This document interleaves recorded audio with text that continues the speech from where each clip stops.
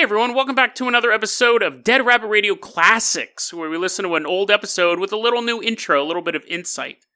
The last week of Season 9, I kept saying, we're going to do a theme week. I'm going to repeat one of my whole theme weeks for the Classics episodes, and when I went to listen to the theme week, two of the episodes weren't up to snuff. One had nothing to do with the theme, it was just in there, because I couldn't find enough content for the theme, and the other one I just talked about Phantom of the Opera for 20 minutes, so that didn't... As much as I love Phantom of the Opera, I would not make you guys listen to that episode again. The theme of the next 3 episodes, though, are actually really good from that theme week, and the theme week was Too Good to Be True. They're stories that you've heard before, movies that you've seen. They're actually based on true stories, surprisingly true stories. Now, this episode is interesting because the first story is the theme, Too Good to Be True. And when I formatted the episode, I go, here's a cool little story. And I'm not going to tell you what it's based on because I think it's best to go into the episode not knowing what it's based on. But the first story is this kind of fun story based on true story. The second story gave me nightmares. The Michael Taylor story, I remember, if you think about all of the stuff I've covered on this show, I think this episode was in the 200s. Let me take a look at that real quick. Yeah, this was episode 217. So all the stuff I recorded 216 episodes before this, all the research I did of stories that I didn't cover, all of this stuff, this episode gave me nightmares.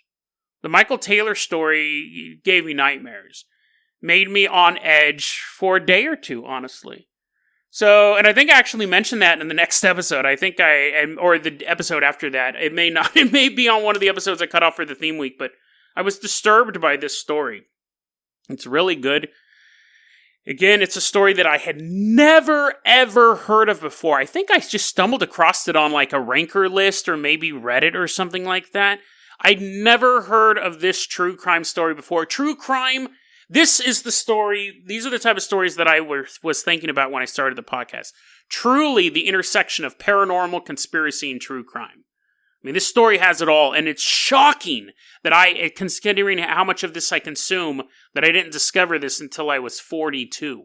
There's a lot of stories I talk about, and I'm like, I was researching that when I was 12. Illuminati. I was playing the card game. I remember buying the card game at when I lived in Alameda. I'm fully aware of the history of the Illuminati, the Illuminatus trilogy with Robert Wilson. I knew all that stuff, even when I was 11, 12 years old. And then so I've been studying it all this time, so when I come across a story as insane as Michael Taylor's story, if you guys haven't heard this episode yet, you newcomers, you whippersnappers haven't heard this episode yet, you think I'm building it up, this episode's terrifying. It's violent, it's scary, and it's true. So shut off all the lights in your house. Make your feet stick out from underneath the blanket so your feet are exposed to the darkness.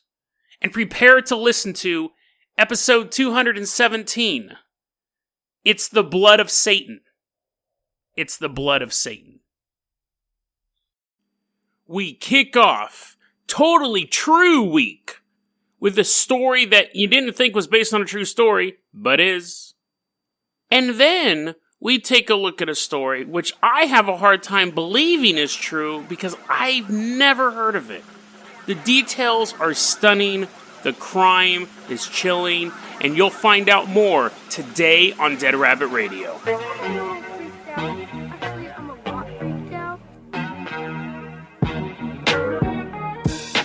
Hey everyone, welcome back to another episode of Dead Rabbit Radio. I'm your host, Jason Carpenter. I'm having a great day. I hope you guys are having a great day too. Hope you had a great weekend. This is the start of, I don't remember what I called it. I think it was like True Story Week or Too Good to Be True. I don't remember. Anyways, Too Good to Be True actually sounds like a good name. We'll stick with that and see if I remember it. I was thinking I want to do 5 segments on stuff that people don't know is true, but is actually based on a true story. And I found them, and I was like, oh my god, I found a couple at least, and I was like, oh my god, this is like, I didn't know this stuff. One of them I knew was based on a true story, but the rest of them I had no idea. So, I went, and I could only find 4. Of course, there's like hundreds of things that are based on a true story, but I was like, I want stuff that people wouldn't assume was based on a true story. So, I mean, like, I could have done Titanic or A Few Good Men or whatever. Like, everyone knows Titanic's based on a true story, but You know, like, I could have done all this stuff, but I was like, come on, like, was Fight Club based on a true story? Like, supposedly Child's Play was based on a true story, but it's really some stupid doll that never really moved. Or, like, slightly moved its head on windy days. Like, that was its superpower. I'm like, oh, that's stupid. Yeah, the writers of Chucky may have been inspired by Robert the Doll, but come on, it's not based on a true story. But I found some interesting ones. Now, this first one, you may go, but I'll admit, it's the least interesting of the four. I won't have one on Wednesday because I can find 5 of them. It's the least interesting of the 4, but it's still very, very interesting on its own. Very, very interesting on its own. So, take a sip of a little Diet A&W root beer. The year is 1994. I graduated from high school, but I'm not in this story. This story actually takes place in Hawaii. But you know, I mean, you had grunge music was still rocking hard. The Chronic had just come out, I think about a year earlier, maybe 2 years earlier. And in this amazing, exciting time where nothing could ever go wrong, the 90s were great. I don't think they're necessarily better than now. I think I enjoyed, like, the clothes and the year is 1994. An amazing time to live in. They haven't made any Matrix sequels yet, so you're, like, excited for what could happen. They haven't even made The Matrix yet, but that doesn't matter. Because movies were really kind of just exploding. You had Pulp Fiction really come out. I remember Pulp Fiction came out when I was in high school. I think it was in 93, 94. Because my brother made me, he didn't make me, but he had me skip school, and then he drove me to go see Pulp Fiction at the local theater, and I was blown away. I had never seen anything like it. It really was a phenomenal movie. And it's funny because it basically created an entire new industry of, like, these independent type. The year is 1994. And in the Hawaii, what is it? Would you just call it the Hawaii Islands? Like, do you say you're in Hawaii? But then there's particular islands. I'm not, I get that. Hawaii's not an actual, like, island. It's like Maui and then, like, Honolulu. I think that's a city, actually. But anyway, so in Hawaii, there is a woman named Michelle Philpotts. And what you just experienced with the podcast is what she experiences every single day. Every day, 1994 happens again. She suffered a massive brain injury in 1985 in a motorcycle crash. And then in 1990, she was in a car crash. Only 5 years later, another severe car crash. And at that point, the doctor I'm not going to go back in time, so you guys don't have to be paranoid that the episode's going to reset yet. So, obviously, she's having some serious problems with her brain. Her brain got all bashed up. Now, she doesn't look like Monstro. She can still walk around. She can still interact with people. But there was some severe damage going on inside. By 1994, she was diagnosed with epilepsy. So even though the last accident was in 1990, the last severe accident, she could have been carrying, like, jam bottles down the stairs and be like, oh, and then, like, fall down. For all I know, she was like a real-life Goofy. Well, golly, she's like running through plate glass windows. I don't think Goofy did that, but Goofy was an idiot. Now, she could have had a lifetime of bumbling down the stairs and, like, burglars throwing oil at her feet, and she's like, whoa, whoa, whoa, whoa. And then those type of hijinks continued after her 2 massive automobile accidents. But what it seems like, besides her being a member of Goof Troop, is the fact that she suffered this brain damage in 1990, and then it degenerated over time. So by 1994, she was diagnosed with epilepsy. She was having some major brain rot, basically. She ended up not being able to function in society. At one time at work, she printed the same. She would, like, be sitting at her desk, and she goes, "Oh, I need to make a photocopy." And she went up and she used the photocopy. She'd go back to her desk. She did that all day long once. She kept having such problems with remembering stuff, they had to fire her from work. And then what it is finally done is that she had, like, her doctor's like, "Listen, you have this major brain damage stuff." And she's like, "What?" He's like, "Listen, you have your major brain damage stuff." And she's like, "Golly, what's the brain?" And he's like, ugh.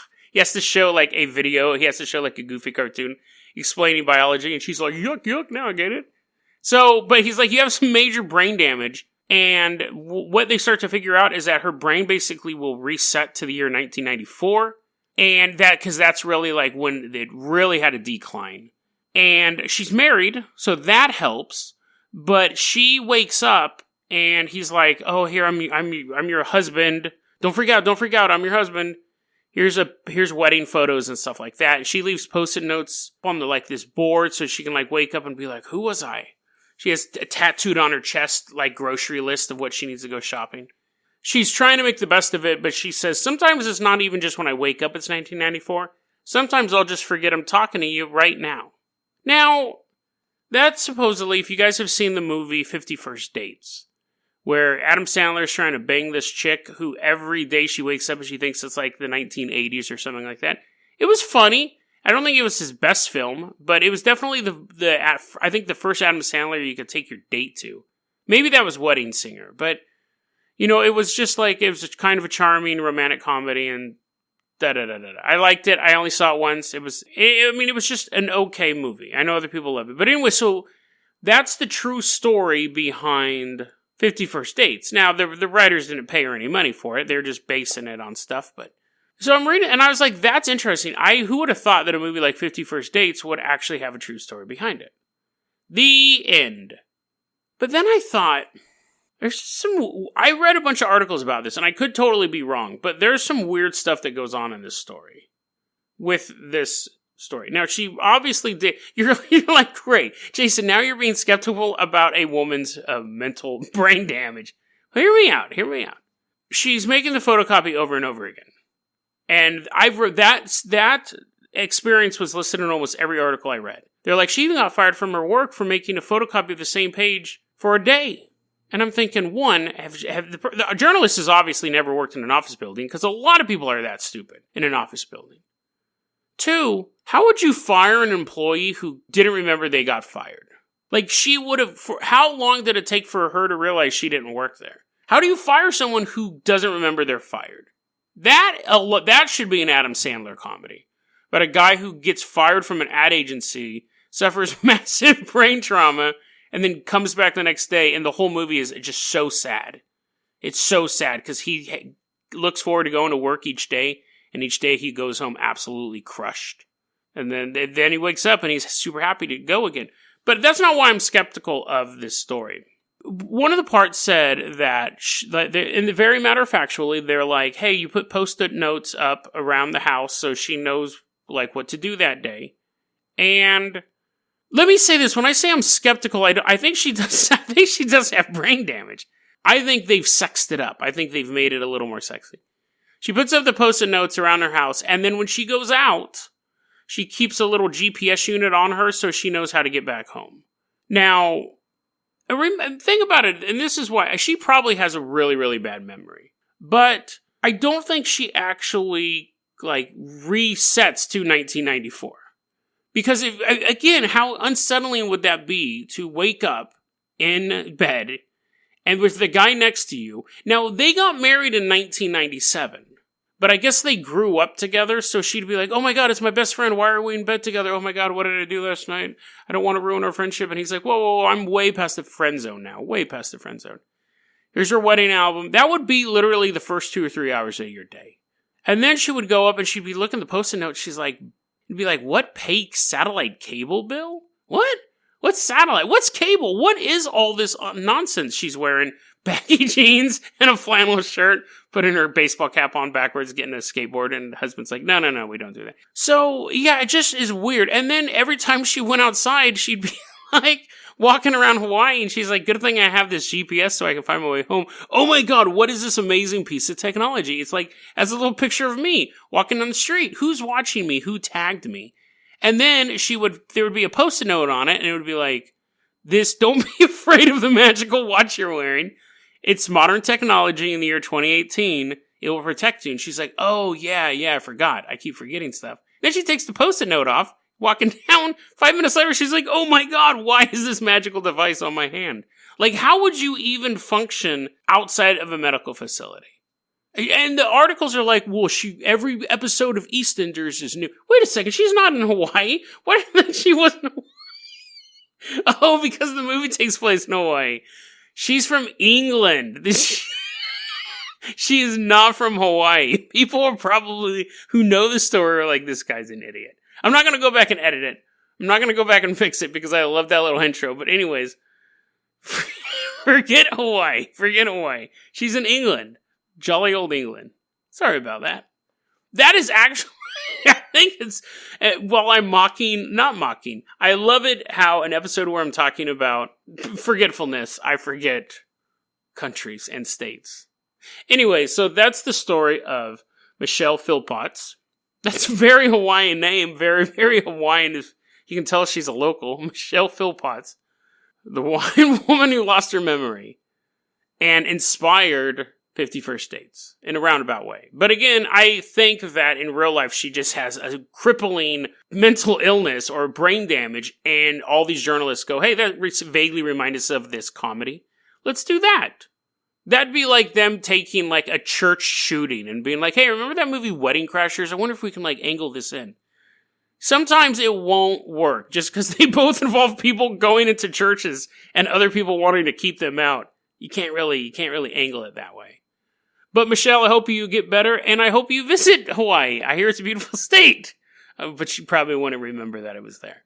But, again, I wish you the best. I'm not skeptical. I don't think she's faking it. I just think the journalist's take on it, not accurate. So let's go ahead and move on to this other story here. Now this story is particularly odd because it's one that I've never heard of. And you may go, well, Jason, you're not the watcher. You don't know everything. But there are certain stories that, based on what you read and based on the type of stuff you're into, you should know. You don't necessarily have to know all the details, but you should have an idea of what it is. But yeah, this story really is shocking. Shocking story. And I think the reason why I probably don't know about it is because it's in England. This one actually is in England, and it took place quite a while ago, but still, quite bizarre. Let's go ahead and get into this. Let's leave Hawaii. Hop in the rabbit rowboat. And we're going to row all the way from Hawaii to the town of Ossett, which is in Yorkshire, England. Now, if I'd done my previous story fine, we probably just crossed the street. I hope you enjoyed the boat ride, because this story is creepy. And 100% true. Quite odd story. There's a dude named Michael Taylor. He's 31 years old, he's married, he has kids. But he suffered a back injury. He had a pretty bad back injury, and not only was he dealing with the physical pain of it, but he lost his job because of his back injury. So he's sitting at home, he's on the dole, he's not having a good life, he feels like an utter failure. Wife and kids depend on him, and he can't even really move about that much.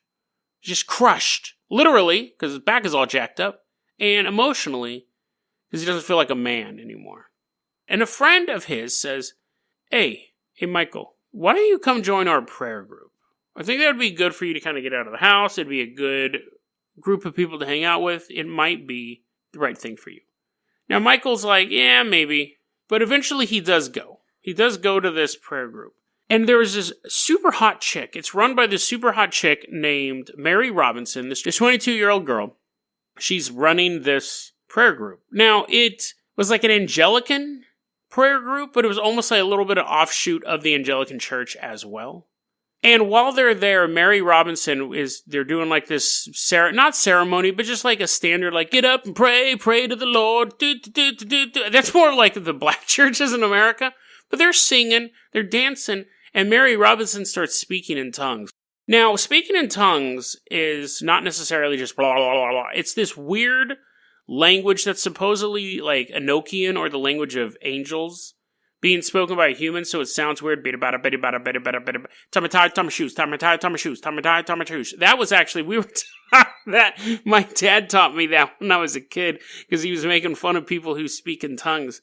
And he says, yeah, just say, tie my tie, tie my shoes as fast as you can. People think you're speaking in tie my tie, tie my shoes, tie my tie, tie my shoes. Now, some religions are like, I don't really have an opinion on speaking in tongues. It's not something that I have really looked into.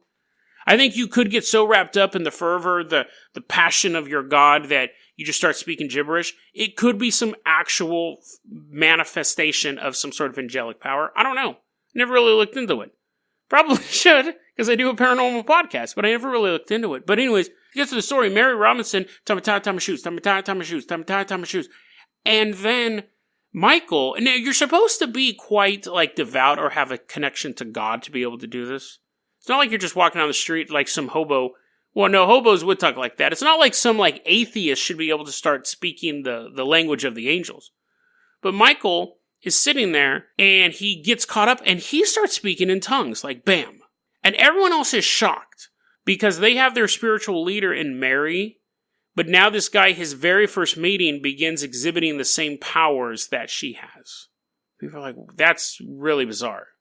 Now, people are impressed, and he's like, I don't know where that came from, I just started, like, speaking gibberish, and they're like, oh yeah, you're speaking in tongues, it's the language of the angels, everyone laying hands on him and all that stuff. So he starts actually hanging out with Mary Robinson a lot. She's giving him one-on-one counseling and, like, trying to lead his spiritual journey. But the wife is now, this is over the course of months at this point, the wife is at home alone. And he's, like, every night going out to hang out with this super hot chick. And he's like, oh, don't worry, honey, we're just going to go praise the Lord. And, like, runs out of the house. And then, obviously, after that happens, like, the 10th, 100th time, she begins to think they're having an affair. He comes back, he's all sweaty, his clothes are on backwards, he's like, man, I sure had a good time praising the Lord tonight, praise the Lord! And then just, like, falls asleep on the couch, and he's like, what? Why are y'all covered in lipstick? Oh no, that's the angel's lipstick, praise the Lord! So, anyway, so Christine, though, realizes, I gotta do something about this, he's cheating on me. Nobody loves Jesus that much. So, she goes to the prayer meeting, and Christine walks in, his wife Christine, walks in, and as they're dancing around speaking in tongues, she accuses Mary Robinson and her husband, Michael Taylor, of banging, bumping uglies. And she begins, like, calling out Mary in the middle of this prayer group. Now, everyone else is completely shocked because he wasn't having an affair with her. They realized how devout he was. He really was spending all this time with her. They were praying and talking about spiritual stuff. They weren't banging each other. But Christina's like, oh, you know, you're banging my man, let's go. But she's basically, like, straight up trying to gypsy. She wants to bring her out in the alleyway and beat her up. But while she's yelling at Mary, almost like, you know those movies where they're like, there's like a baby and there's like two sets of parents and they're like, come to me, baby, I'm the one who really loves you. And then, like, the mean parents are like, no, come to us. We'll give you riches. And the baby's, like, trying to figure out which team to choose. That was kind of what happened. Except to replace baby with killer pit bull. Because as Mary is trying to defend herself and say, listen, we're not having an affair, Michael, tell her we're not having an affair, we've never had an affair. Then Michael's turning to Christine, and Christine is saying, I know you're having an affair, that slut, that hussy, she's sleeping with you, and he's, like, trying to figure out what team to go on. He then turns to Mary and just straight up gets on top of her and starts attacking her. Completely overpowers her. And everyone in this church, like, totally flips out. And they're trying to pull this grown man off this 22-year-old girl, and they're having a real hard time doing it. And they finally throw him off, kick him and his wife out. Now, he didn't, like, beat her to death, but it wasn't heavy petting. Like, he roughed this chick up. To the point that he's like, they kicked him out. They said, you're never coming back to this church. So he goes home with his wife. But the next day, him and his wife show back up at the prayer meeting because it was like this. And this is where it should start be setting off alarm bells. They're here almost all the time. They show back up to the prayer meeting and they said, I'm sorry. She's sorry for accusing us of having an affair, and I'm sorry for beating you up. Do you forgive us? And the group goes, yeah, we forgive you. Come on in. Let's praise the Lord. Praise the Lord.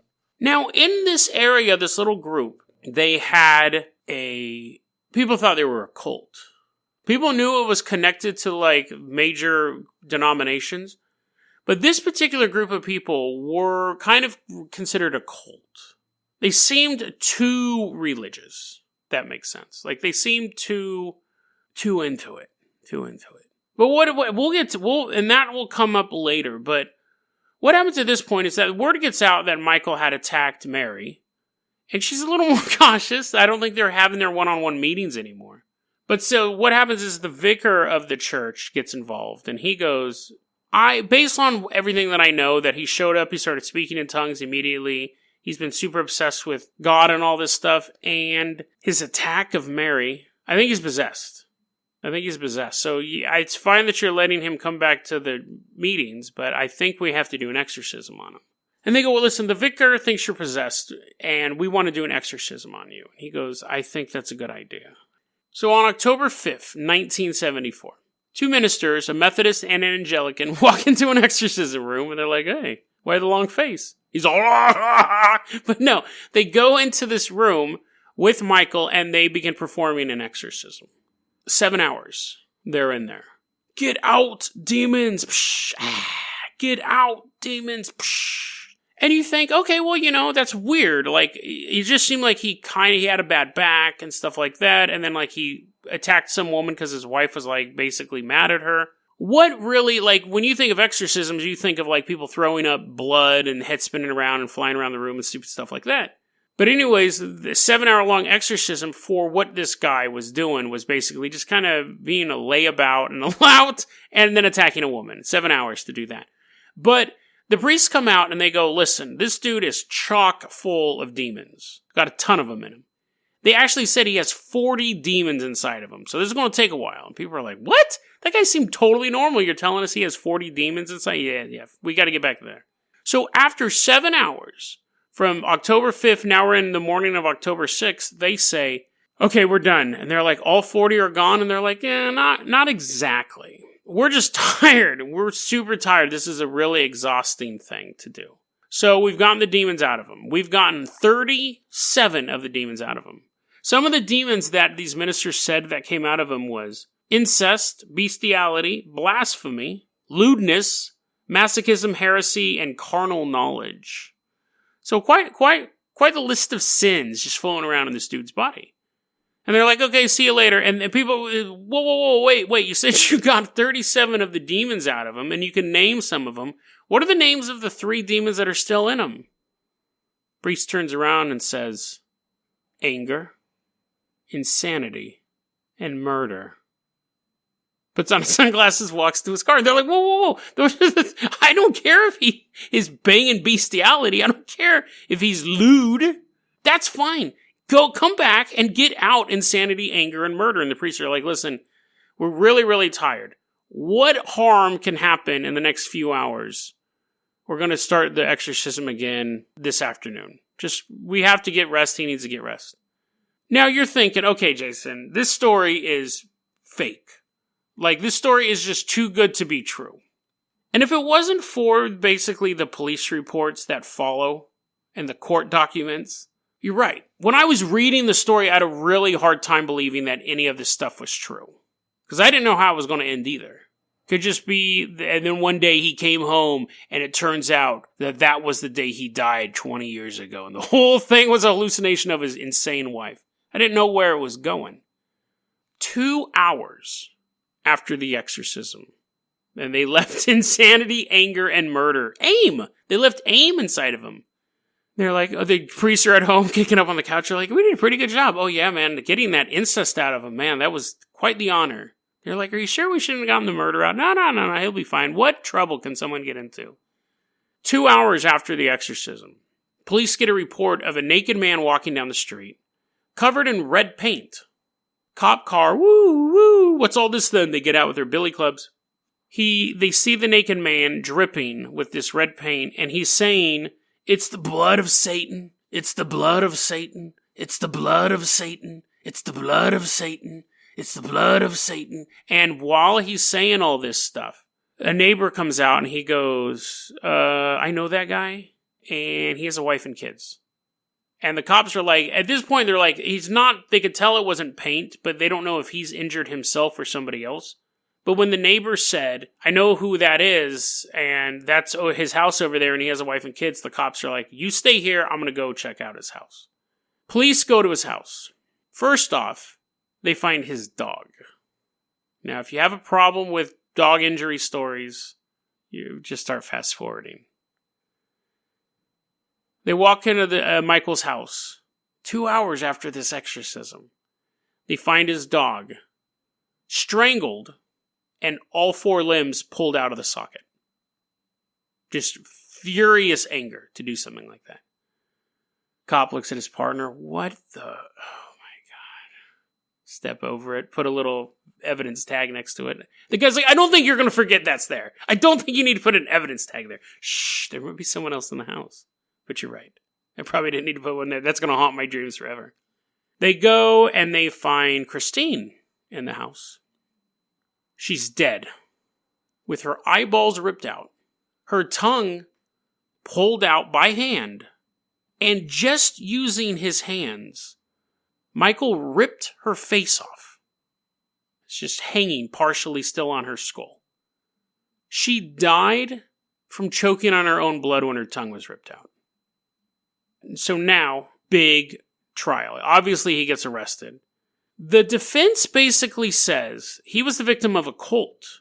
That this group of people were so wacky that they found this guy who was so mentally damaged that they were going to kind of take advantage of him. Imagine if you were already having some depression issues and then you found a group of friends and they started hanging out with you. And then they said you were mentally ill, but they could fix you by removing a curse on you. And then at the end they said, well, we got most of it except for the insanity, anger, and murder part. See you tomorrow. If he was already on the edge, if he already believed these demons were in him, then that could have set him off. And he was found not guilty due to insanity, which is a super, super rare way to win a case. It's very, very hard to win not guilty due to insanity. He did 2 years in one mental institution, did 2 years in another mental institution, and he was 31 in 1974, so he would be, what would that be, another 40 years since, about 40 years. So he'd be in his 70s now. I couldn't find any proof that he had died since then. We do know in 2005, though, he was rearrested for fondling like a teenage girl or a preteen girl or something like that. So then he was brought back into the court system, and then he's just kind of disappeared. But I was reading that story, and I thought, how come they've never made a movie of this yet? Because it's just so compelling. Two, how have I never come across this in any of my research ever? Because it really is right up that trifecta of things that I look at. It has the paranormal aspect with the demons, it has the conspiracy with the cult angle, and has the true crime with ripping eyeballs. And how do you rip someone's face off with your bare hands? But he did it, and he got away with it. I mean, I've seen photos of the guy. He basically looks like Hank Hill. He's just like a schlub. The strength it would take to peel someone's face off with your bare hands is outrageous. Truly outrageous. Jem couldn't even do it. So, when you look at stuff like that, is it possible that this man was actually demonically possessed? I know that the court system was like, the church, the bloody church, they set him up to do this and they made him think he was insane and demons and all this stuff. It wasn't his fault.